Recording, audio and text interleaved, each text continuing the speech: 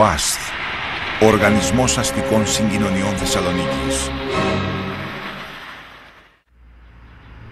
Δεκέμβριος 2007. Πυκνή ομίχλη έχει απλωθεί παντού στην ύφη του Θερμαϊκού, την Θεσσαλονίκη. Φαινόμενο συχνό στις κρύες και υγρές νύχτες και ημέρες του χειμώνα. Σε λίγο η ομίχλη θα χαθεί, παραχωρώντας τη θέση της σε μια χειμωνιάτικη με ήλιο ημέρα. Σήμερα, στο τέλος του 2007, πλημμυρίζει από ζωή. Η αύξηση του πληθυσμού είναι αλματώδης. Τα μέσα επαφής της περιφέρειας με το κέντρο πολλά. Ιδιωτικά αυτοκίνητα και ταξί.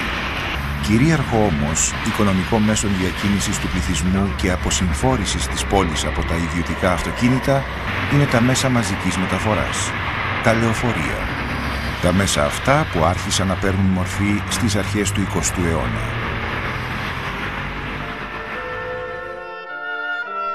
Μέχρι τότε οι πύλατες άμαξες και οι πύλατα τραμ διέσχιζαν την παραλία της Θεσσαλονίκης. Σε εποχή ιδηλιακή, νοχελικές διαδρομές ανθρώπινων βημάτων ή αργού ρυθμού αλόγων που έσερναν τις άμαξες με τους λιγοστούς επιβάτες. Η ίδια εφήμερη εικόνα μες στο χρόνο και στην Εγνατία οδό. Γεμάτο τραμ με όρθιους κινείται με άλογα κάτω από την αψίδα του Γαλέριου. Διασχίζει σημεία ιστορικά που κάποτε αντιχούσαν φωνές και ιαχές θριάμβου. Στην ανατολική περιοχή της πόλης, η ιδηλιακή μεγάλη οδός που οδηγεί εις τας εξοχάς. Το τραμ, η πύλατο, μες στην απόλυτη ησυχία που αποπνέει το τοπίο, διαχέει γύρω του ήχους μεταλλικούς και χλιμιντρίσματα αλόγων. Το 1908 η βελγική εταιρεία μεταφορών και φωτισμού θέτει σε λειτουργία το ηλεκτρικό σύστημα φωτισμού της πόλης, ενώ παράλληλα εμφανίζονται τα πρώτα ηλεκτροκίνητα τραμ. Αρχίζουν να λειτουργούν οι δύο πρώτες γραμμές τροχιοδρόμων, Αποθήκη Λιμένας και Χίρς Μπέχτσιναρ. Η ίδια παλιά εικόνα στις γραμμές του τραμ στη χειμωνιάτικη μεταραγμένη θάλασσα παραλία.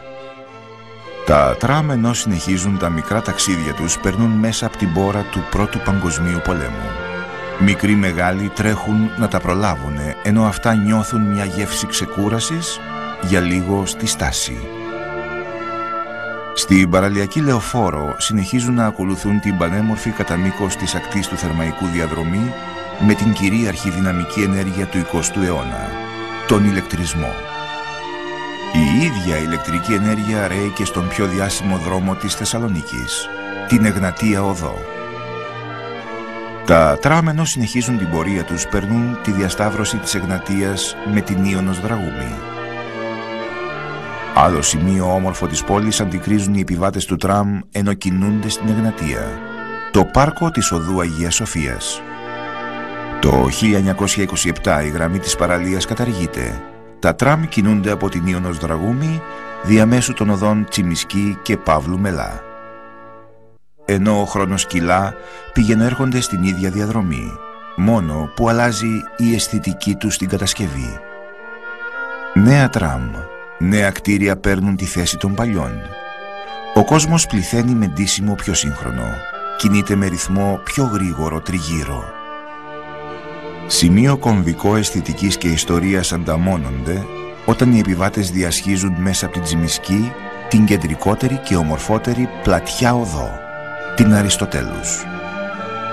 Πίσω από το τραμ, ενώ αυτό περνάει μέσα από την Καμάρα, κάποιος λαθρεπιβάτης νεαρός με ανησυχία απολαμβάνει γαντζωμένος το μικρό ταξίδι του, με πράξη παράνομη που έμεινε ιστορική, σκαλομαρία.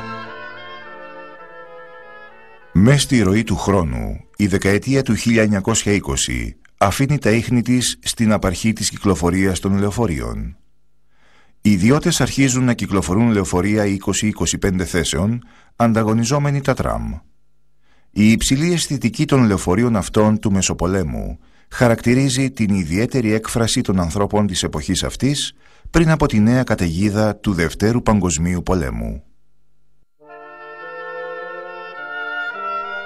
Με ιδιαίτερη υπερηφάνεια, αυτοκινητιστές φωτογραφίζονται με τα προπολεμικά αυτοκίνητά τους. Ο οδηγός και το λεωφορείο του, Τσιμισκή Ντεπό, κυρίαρχη γραμμή που διασχίζει από τότε κατά μήκος τη Θεσσαλονίκη. Θεσσαλονίκη Χορτιάτης. Διαδρομή μέσα από ένα πανέμορφο φυσικό περιβάλλον προς το υψηλότερο σημείο της ευρύτερης περιοχής της πόλης. Το 1940 αρχίζουν να κινούνται τα πρώτα αστικά λεωφορεία 40 θέσεων από ιδιώτες αυτοκινητιστές. Προπολεμικό λεωφορείο της δεκαετίας του 30. Η οροφή του χαμηλή το 1945 μετατράπηκε σε υψηλή για να μην μπαινοβγαίνουν σκυφτοί οι επιβάτες.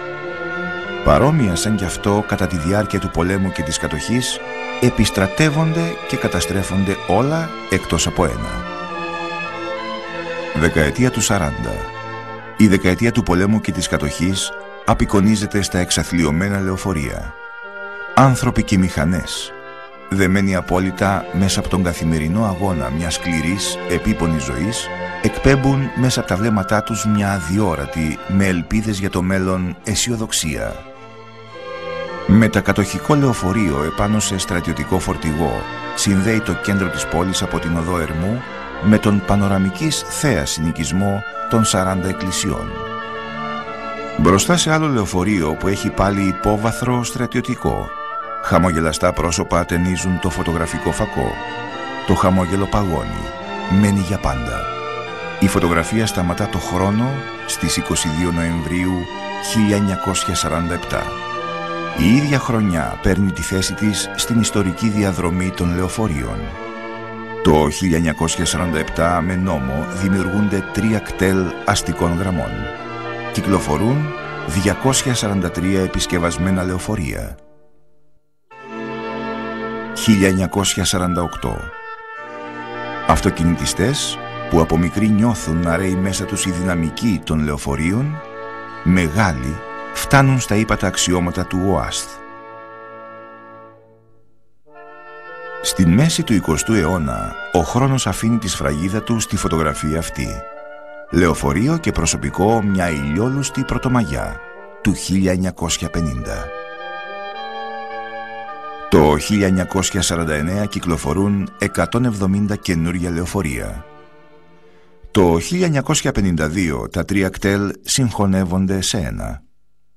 Το 1955 ο Υπουργός Δημοσίων Έργων Κωνσταντίνος Καραμανλής, με μια συμβολική του πράξη κατάργησης του τραμ, αφαιρεί τμήμα σιδηρογραμμής. Έργο του Εθνάρχη Κωνσταντίνου Καραμανλή είναι ο σημερινός ΟΑΣΘ. Στις 3 Αυγούστου 1957, με νομοθετικό διάταγμα, δημιουργείται ο Οργανισμός Αστικών Συγκοινωνιών Θεσσαλονίκης. 1957.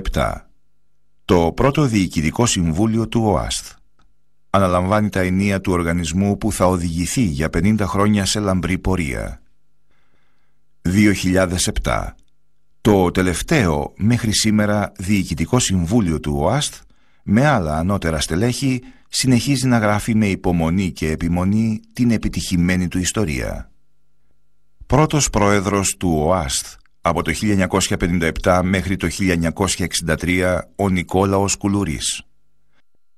Δεύτερος πρόεδρος αναλαμβάνει από το 1964 μέχρι το 1967 ο Ιωάννης Αμπατζής. Υπηρετεί ως πρόεδρος για 2 ακόμη χρόνια από το 1974 έως το 1975. Τρίτος πρόεδρος από το 1976 μέχρι το 1990 ο Κωνσταντίνος Κορομπίλης. Τέταρτος πρόεδρος από το Φεβρουάριο του 1991 μέχρι σήμερα ο Χαράλαμπος Παπαδόπουλος. Στις 3 Φεβρουαρίου 1979 τροποποιούνται με νόμο ορισμένες διατάξεις του νομοθετικού διατάγματος του 1957. Τον Δεκέμβριο του 2000, σε έκτακτη Γενική Συνέλευση των Μετόχων, εγκρίθηκε επαμψηφί το σχέδιο παράτασης της Σύμβασης και εξουσιοδοτήθηκε στον Πρόεδρο η υπογραφή της νέας Οικονομικής Συμφωνίας μεταξύ ΟΑΣΘ και Ελληνικού Δημοσίου. Τον Απρίλιο του 2001 υπεγράφει νέα 9ετή σύμβαση από τον Υπουργό Μεταφορών και Επικοινωνιών Χρήστο Βερελή και τον Πρόεδρο του ΟΑΣΘ Χαράλαμπο Παπαδόπουλο. Το 2003, με συμπληρωματική συμφωνία μεταξύ ΟΑΣΘ και Δημοσίου, τα λεωφορεία φτάνουν σε ακρότατα όρια του νομού Θεσσαλονίκης. Στις 11 Ιανουαρίου 2008 υπεγράφει η νέα οικονομική συμφωνία μεταξύ Ελληνικού Δημοσίου και ΟΑΣΘ από τον Υπουργό Οικονομίας και Οικονομικών Γιώργο Λογοσκούφη, τον Υπουργό Μεταφορών και Επικοινωνιών Κωστή Χατζηδάκη, τον Πρόεδρο του ΟΑΣΘ Χαράλαμπο Παπαδόπουλο. Αντικείμενο η παράταση του έργου του ΟΑΣΘ έως και 2 χρόνια μετά τη λειτουργία του Μετρό Θεσσαλονίκης. Στις 6 Μαρτίου 2008 η σύμβαση κυρώθηκε από τη Βουλή των Ελλήνων. Το 1957 αρχίζει η λειτουργία του ΟΑΣΘ. Μέλη της διοίκησης και του προσωπικού φωτογραφίζονται στην είσοδο του παλαιού κτηρίου. Τα πρώτα 50 λεωφορεία Κράους ευρωπαϊκής κατασκευής αρχίζουν να κυκλοφορούν στους δρόμους της Θεσσαλονίκης. Ο αριθμός αυξάνεται, το ίδιο και η εξυπηρέτηση του κοινού της πόλης. Το 1958 εγκαινιάζεται το πρώτο αμαξοστάσιο συνεργείο του ΟΑΣΘ στην Παπαναστασίου 90. 1959, 2 χρόνια κλείνει ο ΟΑΣΘ διασχίζοντας τη λαϊκή πλατεία του Βαρδάρη. Μια αίσθηση κάποιας πυκνότητας κυκλοφορίας αρχίζει να διαφαίνεται. Γεύση μικρή από την τεράστια κίνηση που θα φέρει αργά αλλά σταθερά το μέλλον. Η ίδια πλατεία, δεκαετία του 60. Τα λεωφορεία του ΟΑΣΘ διασχίζουν τη μεγάλη πλατεία στη δυτική είσοδο της πόλης. Η διαδρομή των λεωφορείων συνεχίζει από την Εγνατία Οδό με φόντο τα ρωμαϊκά μνημεία της αψίδας του Γαλέριου και της Ρωτώντα. Άλλες στιγμές ιστορικές μες στην πορεία τους διατρέχουν τον κυκλικό κόμβο της Χάνθ. Στο βάθος, ο σύγχρονος για την εποχή πύργος του ΟΤΕ. Δίπλα στη θάλασσα η πορεία του συνεχίζεται αντικρίζοντας κάθε φορά το σύμβολο της πόλης. Τον ματωμένο, στο παρελθόν σημερινό, εξαγνισμένο λευκό πύργο. Φθινόπωρο του 1961. Ο ΟΑΣΘ βάζει νέα θεμέλια μιας επερχόμενης λαμπρής πορείας. Θεμελιώνει το αμαξοστάσιο του Φοίνικα. Διοίκηση και προσωπικό φωτογραφίζεται με βαθιά ικανοποίηση για την επίτευξη του στόχου αυτού. Νέα λεωφορεία κυκλοφορούν το 1962-63. Νέα πνοή του οργανισμού απλώνεται για την εξυπηρέτηση του κοινού στους δρόμους της πόλης. 1972. Γιορτή για τα 15 χρόνια του ΟΑΣΘ. Ομιλητής ο Μιχάλης Παπακοσταντίνου. Ο εμπνευστής και πατέρας του νομοσχεδίου ίδρυσης του ΟΑΣΘ και μέχρι σήμερα νομικός παραστάτης. Όλοι ικανοποιημένοι εύχονται να συνεχίσουν τα λεωφορεία την πορεία τους στην ίδια επιτυχημένη λεωφόρο.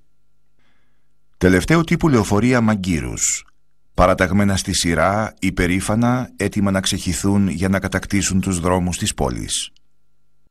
Στις 4 Οκτωβρίου 1970